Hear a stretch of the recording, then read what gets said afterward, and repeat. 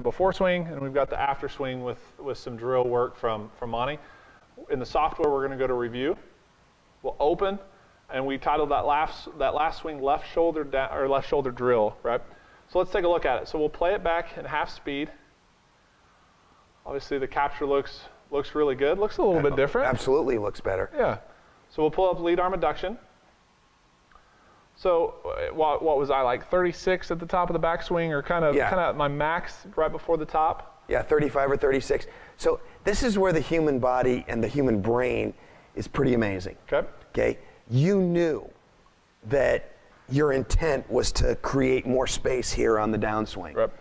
So your brain said, well, if we're going to create more space here, why don't we start with a little more up here? So you didn't, adduct it so much at the top of the swing, so then you didn't have so far to go to start the downswing. That's a great point, because right there it looks like my shoulders have even turned more than the previous one. My first swing looked like I was kind of collapsed. All right, it would be more this way, sorry. I was kind of collapsed this way, where that one looks like a full shoulder turn. Full shoulder turn. So let's scroll through a little bit. So we're at 44 at the top.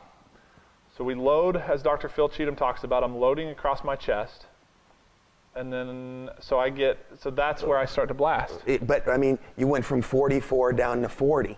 So you only, you went from 7 degrees down to 4 degrees on how much you loaded. So you were on the outside of the considered. Sure. Well, I was well on the outside. Yeah. So now you're at the bottom end of it. Right. So you're loading perfectly, and it's starting to release later too. And what was that last Excuse me, sooner. Sorry, sooner. No problem. What was the last number? We went from what, 36 to 29. Like 29, right? So I've got 11 degrees more room. When you say more room, what are you referring to? It's a general term. Okay? It's just for each person, it's going to be what more room is different for each person. Sure. For you, more room is not coming into the ball like this. For stuck. Stuck. Yeah. That's the term that people use. For other people, more room is going to be not pitching their hips this way. So stuck would be here. Correct. And then the second move you did would be early extension. Early extension. Would be here. This move. Okay. Yeah. So you can see. They're very similar arm positions. The arm position got in the same place, but for different reasons. Sure. That's why you can't do a cookie cutter approach to this stuff, because you could look at someone and say, oh look, his left arm is adducted too much. For you, your hips work in a pretty good position. You needed to work more this way. This person, if they tried to go do something this way after going like this, well, that's not going to be a very good result. I've worked with a lot of instructors in the past, and I've always been told I have really fast hips. But after working with the MySwing system and with you and seeing some of this stuff, it's not so much I have fast hips; it's that I have slow arms. Again, my philosophy, and I've always taught this way. I heard another instructor word it this way, and it's been my philosophy since I started teaching. But I like the way he worded it. It's better to speed up what's slow than to slow down what's fast. Makes okay, sense. So we want to take advantage of your fast hips. Be athletic, right? Exactly. Yep. So we have to find some way of getting the parts to match better. That's why there's no one golf swing. All you're trying to do is look at a golf swing and get the parts to match. And that's why this thing is so great, because we get to look at the mismatched part and see what we can do to get it to match up. So now it matches up much better. So there's hope for me, right? Little. Maybe. I'm coachable. That's I came away with from this whole thing that I'm coachable. Yeah, I would agree. Thank you. You got it. Again, Monte Scheinblum, check him out, MonteScheinblum.com, MySwing Professional System, sales@myswing.com if you guys have any questions. Thanks. All right, Monte, so we captured the first swing, we got the before, we saw the lead arm adduction issue, and then you gave me the drill, we captured the after swing, we saw some increased or some improvement with the lead arm angle. So now let's compare them both at the same time. So in the software, we'll go to the compare tab, we'll pull up the first one, the thin one, and then we'll pull up the after, the left shoulder drill. And then let's look at lead arm adduction. So we'll go to the settings, we'll grab the lead arm adduction angle, and then let's just click on the top of the backswing for each swing. So as you mentioned earlier, this was kind of cool. So we weren't really working on the backswing per se.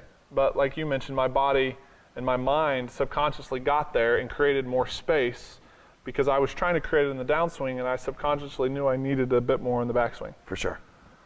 So let's scroll through. We'll scroll through the top one. So we'll go until my lead arm starts to get off my chest again. So it's going to load. It's loading. It gets to about 29 degrees. It's still at 29, and so it about right there is where. Perfect. Yep, perfect. Right there Good. is where it starts to come off my chest. Yeah. So it at the top when we stopped it the first time, it was 36. Went down to 29, and so that's a 7-degree decrease as you're going down. Yep. We talked about Phil's research, Dr. Phil Cheatham's research, saying that 4 to 6 degrees was the. Yeah. What club is that? Right. That's for a driver. Exactly. That's for a driver. So while 7-degree reduction would have been marginal for a driver, for an 8-iron, we're talking way too much. So let's go into that just a little bit. So with driver and longer clubs, obviously swings are a little longer. We're turning a little bit more. With the driver, we care more about distance, right? So we're and the going. body's fine. You're doing this move harder. So we need to create the load that Dr. Phil talks about with the left arm across the chest at the top. Okay. Right. So if 7 was borderline, on a driver, it's pretty egregious on an 8-iron. It's too much, right? Yeah. Okay. So the after swing. So we see a much bigger gap between my lead arm. So you're already in position, yes. At the top. Okay, so we'll scroll down until, you see me loading. I went from 44, now I'm to 41, now I'm to 40, and right there is where I start. Yeah, so now you're only at 4 degrees now. Yeah. And the other thing is it started to unload a little bit faster. I mean, they look like they're in the same space there, but if you go back up 2 more frames, go backwards just a little bit. See, it was already starting to unload a little bit sooner. Right. Yep. So it wasn't still loading when at the same position my other swing was loading. So we got 3 benefits out of this. You loaded it. You didn't overload it at the top. Right. You didn't add extra overload to start the downswing, and then you started to release it sooner. So 3 different places we got some benefit, and there's no way, even with high-speed cameras, 2-dimensionally, with the best trained eye in the world, would we be able to see any of this stuff? No, and definitely, we might have an idea. Obviously, you can tell from my swing, my personal golf swing, from a face-on camera angle or even down line camera angle, that I have some of this issue. Right. But you're never going to be able to see or tell 10 degrees of change.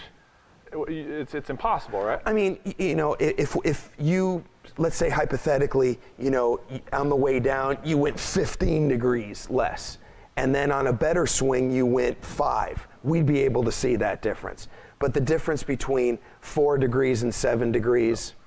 And as far as where I start to load, where I maintain the load, and then where I start to release the load, right. You can really see the sequencing here. Right? Absolutely. And look, this is what I always tell people, that when I start to talk to them about their swings, and now about this, 4 or 5 degrees here, it doesn't sound like a lot. It's like, well, big deal. He loaded at 7 degrees, he loaded at 4 degrees, big deal. But when you think that the difference between a tour quality shot that the top players in the world hit and a dead shank that a terrible beginner would hit, that's about that far. Right. So 2 degrees up here is a lot down there. Sure, absolutely. Awesome. Well, this is great stuff. Thanks again for coming out. Thanks again for helping me with my own swing and playing around with the MySwing Absolutely. system. And again, check out Monte Scheinblum. Check out his stuff at MonteScheinblum.com. He's on Facebook. He's on Twitter. He teaches down in Orange County. Yeah. Down in Irvine, just south of LA. Thanks again for stopping by. Thanks, Chase. Thanks.